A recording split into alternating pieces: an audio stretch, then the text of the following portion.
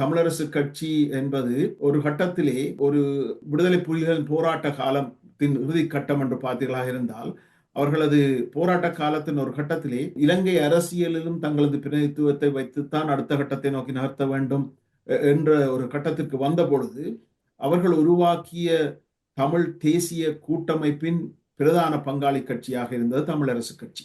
ஒரு அடிப்படையில் ஒரு மிகுந்த பலமான 70 ஆண்டு கால ஒரு வரலாற்றை கொண்ட ஒரு கட்சியாகத்தான் இப்போது நாங்கள் அதை பார்க்க வேண்டும்.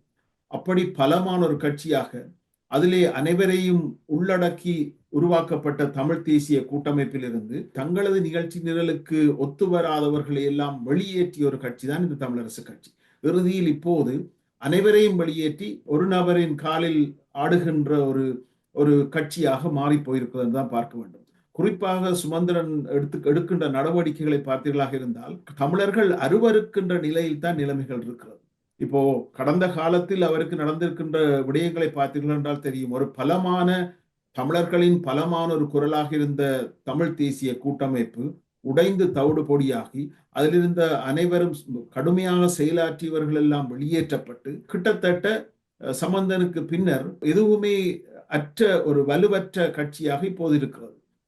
அதுதான் தமிழர்களுக்கு இருக்கின்ற பொறுப்பு என்று பார்க்க வேண்டும்.